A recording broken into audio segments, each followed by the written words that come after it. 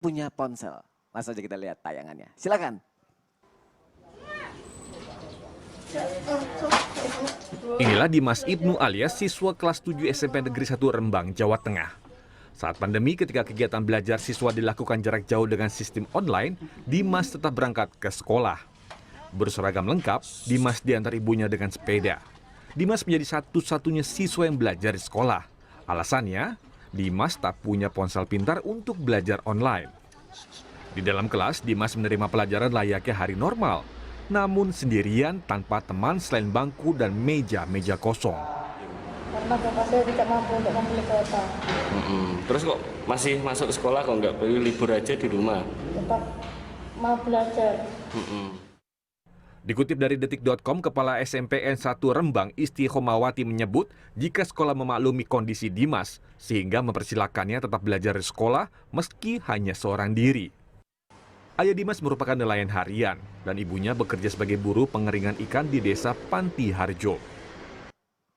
Masya Allah, jadi terenyuh yang ngeliat ya nggak punya ponsel tapi tetap ingin mengejar cita-citanya. Akhirnya Masya datang Allah. ke sekolah tetap belajar. Sedangkan ini banyak orang di luar sana gengsi nggak mampu akhirnya ngutang atau minta sama orang tua tapi gengsinya tinggi banget. Nah pertanyaan ini akan dijawab sama Ustadz Syam, insya Allah aku bacain. Bagaimana nih membunuh sifat gengsi yang sudah mengakar kuat di dalam diri seseorang. Sehingga kita merasa cukup dengan yang dimiliki dan tidak terpengaruh dengan pergaulan yang menyeret kita kepada gengsi yang berlebihan. Langsung saja Ustadz Syam, saya persilakan. Membunuh sifat gengsi, jangan dibunuh, dikendalikan aja. Karena ternyata al-haya'u minal iman, kalau gengsi ini bisa kita konversi menjadi malu yang membuat kita semakin beriman kepada Allah Subhanahu wa Ta'ala. Termasuk salah seorang ulama ketika ditanya sama temennya, kok kamu nggak pernah berdoa sama Allah? Artinya nggak pernah kelihatan khusyuk banget berdoa. Kata temennya ini, saya mau minta apa? Saya mau minta, ya kata temennya, ya udah kamu kan bisa minta sama Allah urusan duniawi kayak urusan ukhrawi.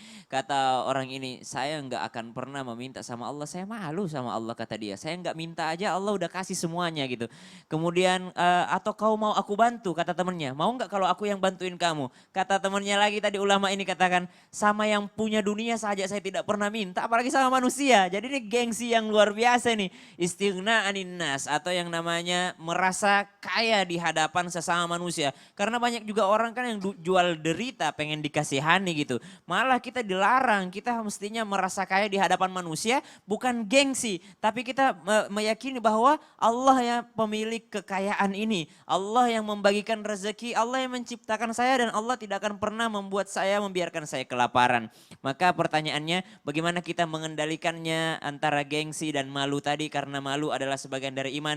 Bahkan idza lam tastahi fasna' ma syi'ta. Kalau kamu tidak punya malu silahkan berbuat sesukamu. Jadi malu ini termasuk rem juga, rem. Tapi kalau gengsi yang berlebihan itulah yang dilarang di dalam Islam tadi sebagaimana dijelaskan guru-guru kita sekalian. Maka jamaah dimuliakan Allah Subhanahu wa Ta'ala, untuk apa kita membeli yang namanya dunia dengan harga yang mahal dengan mengesampingkan logika kita. Lihat Rasulullah sallallahu alaihi wasallam. Rasulullah sallallahu alaihi wasallam itu adalah panglima perang.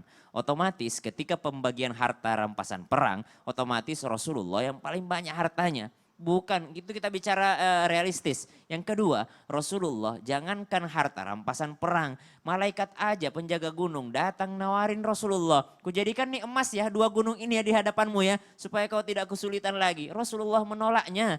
Rasulullah didatangi Jibril, disuruh pilih sama Allah. Mau jadi nabi sekaligus raja atau nabi sekaligus hamba Allah. Rasul pilih, saya pilih nabi sekaligus hamba Allah aja. Nggak usah nabi sekaligus raja. Karena nabi sekaligus raja ada. Nabi Sulaiman, Nabi Daud. Mereka kan nabi sekaligus raja. Tapi Rasulullah SAW dengan segala kekayaan yang beliau punya, beliau tidak memilih dengan hidup kaya. Tapi beliau kaya loh, jangan salah. Melamar Khadijah itu dengan berapa ratus onta itu. Oh harta Rasulullah banyak banget. Tapi hidupnya, gaya hidupnya, lifestyle-nya tidak menunjukkan yang namanya saya harus menunjukkan kepada orang lain. Tidak, karena Rasulullah tahu nanti bakal ada umatku yang miskin juga. Bagaimana kalau dia mengambil sunnah saya harus jadi orang kaya? Bagaimana kalau memang rezekinya ditakar sama Allah Subhanahu wa Ta'ala? Maka Rasulullah memberikan contoh-contoh standar terendah gitu. Supaya kita semua bisa mengikuti Rasulullah Sallallahu Alaihi Wasallam. Yang kedua, kita belajar dari orang terhebat tadi, Rasulullah SAW. Kita belajar dari orang terkaya lagi, Jack Ma. Jack Ma itu ditolak berapa kali dalam melamar pekerjaannya. Ditolak lagi berapa kali. Beliau bilang 10 orang mendaftar jadi polisi, 9 diterima. Dan saya jadi orang yang ke-10 yang ditolak. Ya Allah. Saya berangkat ke Harvard. 10 tahun saya mendaftar, 40 mahasiswa yang mendaftar. Alhamdulillah 30, dia enggak bilang alhamdulillah. Segala puji puji Tuhan 39 diterima. Satu yang tidak diterima, saya yang satunya itu. Ditolak, tapi tidak pernah yang namanya kehilangan gengsinya untuk berusaha. Akhirnya pernah menjadi orang terkaya di China. Mark yang punya Facebook, yang punya Instagram, yang punya WhatsApp, beliau itu kalau keluar rumah tidak pernah kita lihat pakai kaos yang ada mereknya. Nggak pernah dia menjual yang namanya gengsi. Nggak pernah dia pakai celana itu yang ada merek yang branded. Seorang yang punya, orang terkaya di dunia loh.